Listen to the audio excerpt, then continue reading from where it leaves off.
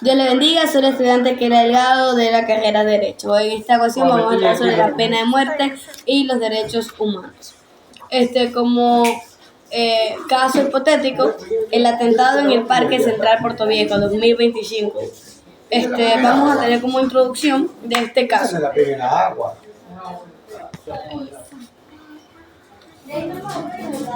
Ya.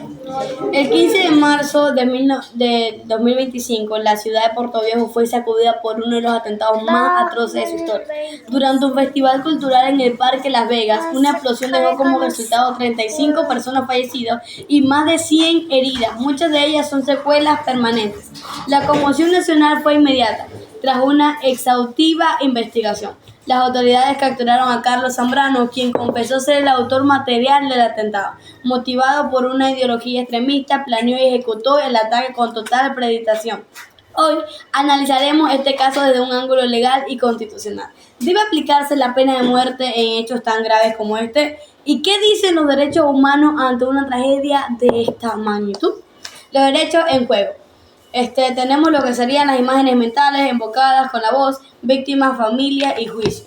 Bueno, el derecho a la vida, reconocido por el artículo 66 de la Constitución del Ecuador, está en el centro de este debate. Carlos Zambrano, aunque culpable, confesó, sigue siendo titular de este derecho. Por otro lado, las víctimas y sus familias reclaman justicia, verdad y reparación integral.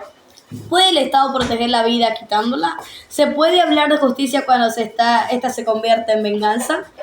Análisis de la legislación ecuatoriana. La Constitución ecuatoriana es clara: Ecuador es un Estado constitucional de derecho y justicia. Esto significa que ni siquiera el criminal más atroz pierde sus derechos fundamentales. El Código Orgánico Integral Penal no contempla la pena de muerte. La pena más grave en el Ecuador es de 40 años de prisión, aplicable en casos de múltiples delitos agravantes. A esto se le suma el compromiso internacional. Ecuador ha ratificado tratados como la Convención Americana sobre los Derechos Humanos y el segundo protocolo facultativo del Pacto Internacional de Derechos Civiles y Políticos. Ambos instrumentos prohíben la pena de muerte incluso en tiempos de guerra. Doctrina, justicia o venganza. La doctrina penal ha reflexionado durante siglos sobre este tema. Las teorías retributivas sostienen que quien causa un daño extremo merece un castigo extremo. Pero esta lógica, basada en la proporcionalidad del sufrimiento, no responde al principio de dignidad humana. Las teorías preventivas afirman que la pena de muerte disuade futuros delitos. Sin embargo, no existe evidencia concluyente de que así sea. Finalmente, las posturas abolicionistas son las más acordes con un Estado de Derecho. La vida no es negociable. El error judicial es irreversible y la pena de muerte, lejos de restaurar justicia, perpetúa el ciclo de violencia. Tenemos también la jurisprudencia constitucional e internacional. La Corte Constitucional del Ecuador ha dejado claro que la vida es inviolable y que los derechos humanos no pueden retroceder. En varias sentencias ha confirmado que los tratados internacionales tienen aplicación directa y jerárquica superior. Por otra parte, la Corte Interamericana de Derechos Humanos ha condenado a estados por aplicar la pena de muerte sin garantía e incluso ha sostenido que una vez abolida, esta no puede reintroducirse. Ecuador, al haber rectificado el segundo protocolo facultativo, se ha comprometido internacionalmente a mantener la abolición de una pena capital. ¿Qué nos dice el Poder Constituyente? La Constitución de 2008 no solo establece derechos, define una filosofía del Estado del Ecuador, se reconoce como una nación que respeta la dignidad humana ante todo. Esto significa que incluso los peores criminales no dejan de ser personas, y aunque deben responder por sus actos con el máximo rigor legal, el Estado no puede adoptar una postura de exterminio o revancha. ¿Se debe aplicar la pena de muerte a Carlos Zambrano? La respuesta es que no. Y no por compasión, sino por convicción legal y ética.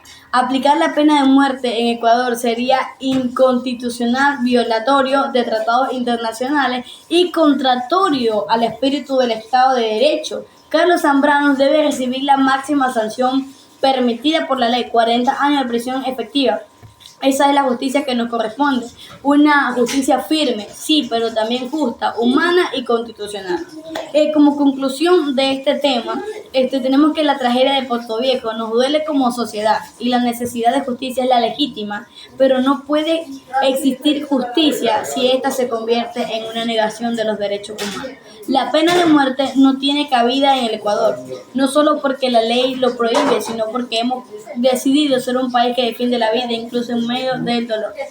Como final de esta narración, es que este caso nos recuerda que la justicia debe sanar, no vengar, y que los derechos humanos, aunque a veces incómodos, nos protegen a todos, incluso cuando es más difícil aceptar.